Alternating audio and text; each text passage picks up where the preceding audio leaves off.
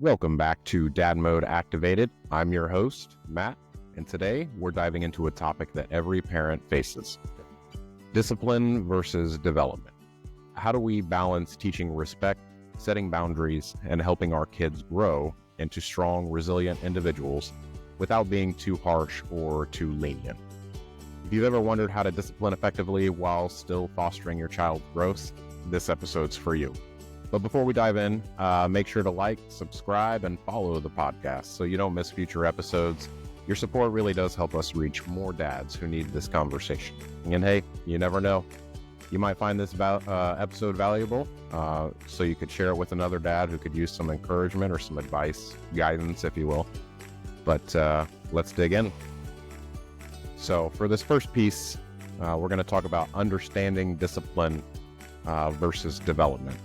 So let's start with the big question. What's the difference between discipline and development? Discipline is about correcting behavior, setting boundaries, and teaching respect. Development is about helping kids grow emotionally, mentally, and socially.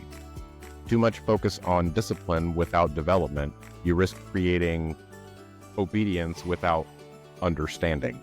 So too much development, though, without discipline, you might raise a child who struggles with accountability. So the real talk portion of this, discipline isn't just about punishment. It's about guiding kids toward the right behaviors and helping them learn from mistakes. So for example, when your child talks back to you, do you A, punish them immediately with no discussion? B, do you ignore it and just kind of hope they grow out of it? Or C, address the behavior and teach why respect matters. We're going to talk about the why a lot in this episode. But of those three answers, really C is the goal. It's not just about stopping the bad behavior. It's about teaching kids why respect and responsibility matter. To drive this point home, imagine a workplace where employees are only ever punished for mistakes, but they're never developed through coaching and support. They don't get the why behind that was a mistake. Would they thrive in that environment? Probably not. I would say most likely not. And the same principle applies to parenting. Discipline without development creates compliance, but not character. So this leads us to one of the biggest misconceptions about discipline, that it has to be harsh in order to be effective. And really the truth is, the most effective discipline is firm, fair, and focused on long-term growth. So let's expand on this with a key term. And it's not as scary as it sounds, but authoritative parenting. So this style balances high expectations with warmth and support, fostering an environment where kids feel safe, but also understand accountability. And there are studies out there that show that authoritative parenting leads to the most well-adjusted children, those who are confident, independent, emotionally intelligent, and all of those things. Another term to consider is positive discipline. And this one's just an approach that focuses on guiding rather than punishing. It doesn't mean letting kids get away with bad behavior either, but rather redirecting their actions in a way that teaches self-control and responsibility. The next piece here is the long-term impact of discipline styles. So the way we discipline our kids today will really shape the kind of adults they become. So let's look at the effects of different parenting styles. Authoritarian. Strict rules, harsh punishments, little warmth, which can lead to obedience, right? But also fear and low self-esteem. Permissive. Few rules, lots of warmth, which can result in children having these feelings of entitlement and lack of self-discipline. Neglectful. No rules, no warmth, could lead to insecurity, behavioral issues, and difficulty in relationships. And then authoritative. Clear rules, firm but fair discipline, and lots of warmth, which could produce confident, resilient, and responsible adults. So what kind of adult do you want your child to become so you can start shaping that person today? through your approach to discipline and development. In the next piece, we're going to cover the most common discipline mistakes parents make. So we've all been there. Discipline is tough. We all make mistakes. So let's talk about 7, what I would say, major discipline mistakes that parents make and how to fix them. Reacting instead of teaching. So really you're punishing out of frustration instead of using the moment as a teaching opportunity. So you're being very reactive. You're not looking at the behavior driving their behavior. Being inconsistent.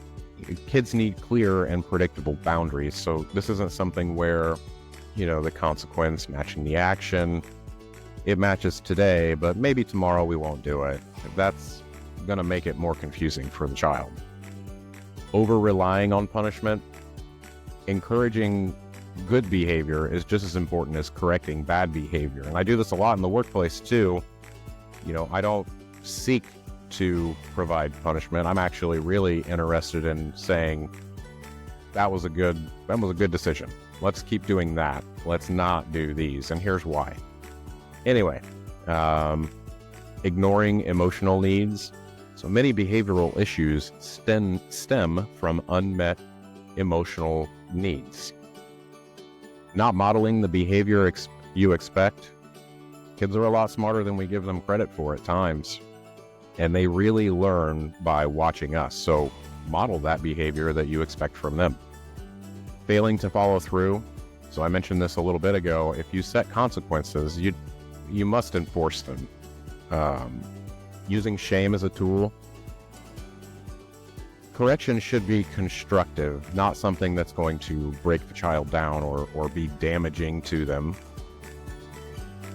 And then this next piece, why kids need to be heard, not just seen. So this is something that's very important to me because it is a mistake at times that I've seen parents make, is you see your child, but you're not truly hearing them.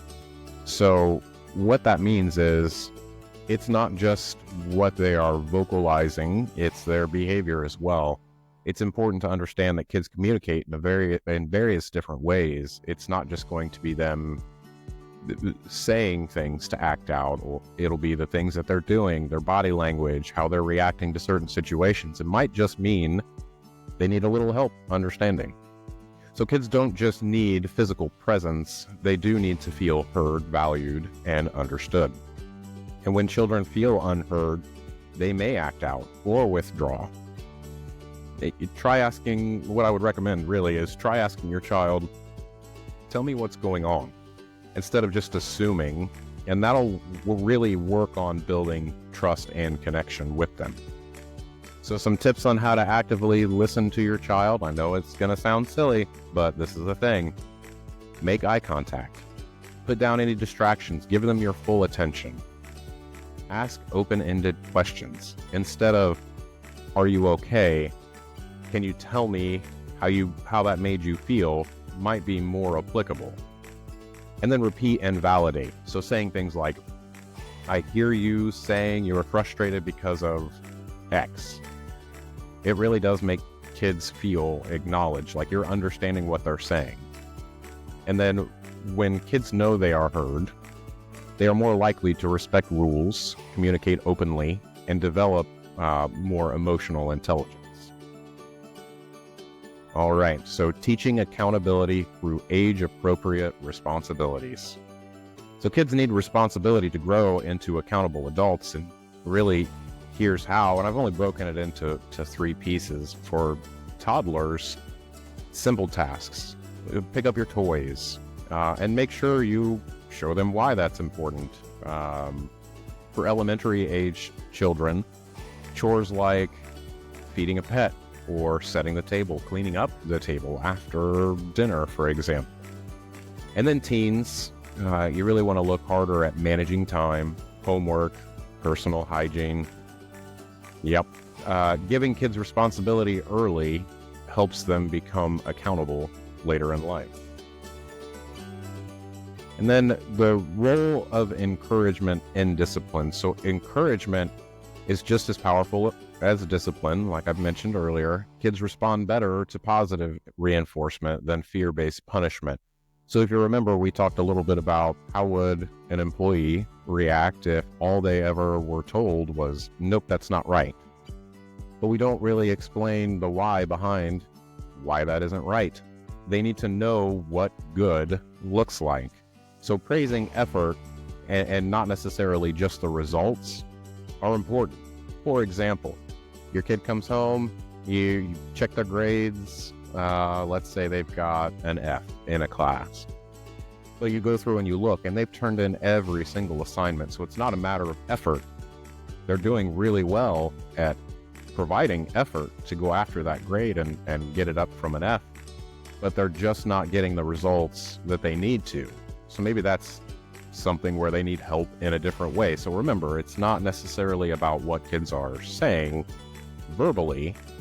It's things just like that, where you dig into it a little bit and say, hey, you know what? You're trying really hard, but you might need some help here. Well, let's figure out how to help you. And then celebrating small wins, using that same scenario. Your child trying really hard, putting a lot of effort in, grades just don't reflect that, but they're trying. And then they turn in a paper and they get a C. That's amazing. That's a huge jump up from an F, I would say. But that kind of tells you, hey, we're on the right track here. Let's keep trying this. And then encourage perseverance instead of punishing failure. So again, same scenario with the grades. It's something that'll come up throughout a child's life. Keep on top of saying, hey, you know what? Let's keep after it. Let's keep after it. Let's get these turned in.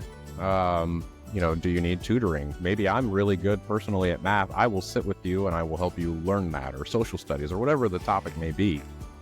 But don't let them give up, because that'll be important later in life. It's a phrase I use pretty regularly. It is easier to do nothing, but it's a little bit more fruitful to do something. So you just have to point them in the direction of what that something is at times. All right. And finally, for dads in particular, parenting really isn't about perfection. Every episode I've made so far hasn't talked about being perfect. It's about what I've learned, things that work, sometimes things that don't work, and stuff that might help you along the way. And really, every day we're faced with moments where we can choose to react out of frustration, be a reactive type of parent, or we can respond intentionally, meaning we're taking the whole situation into account. We're not just looking at what was said verbally. We're not just hearing it and reacting and hoping that it gets better later. We're intentionally looking a bit deeper to figure out how we can help. And again, the goal is not to be the perfect dad, but to be the dad who shows up, listens, and leads with wisdom. Because we were kids once too. So, there are a lot of things that we tried that worked, didn't work. We knew what we could get away with and what we couldn't.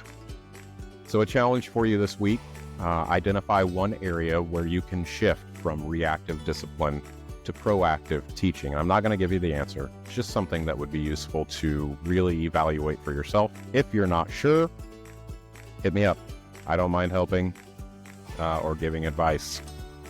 Then implement one active listening technique when your child does talk to you. And I know, like I said, it might sound silly, but eye contact, that's a big deal. Put your phone down, stop what you're doing, turn around and just, what was that? You might be talking about Godzilla in Roblox. You never know, but it's important to them, so just hear them out. It's going to make them feel like they are heard and not just seen.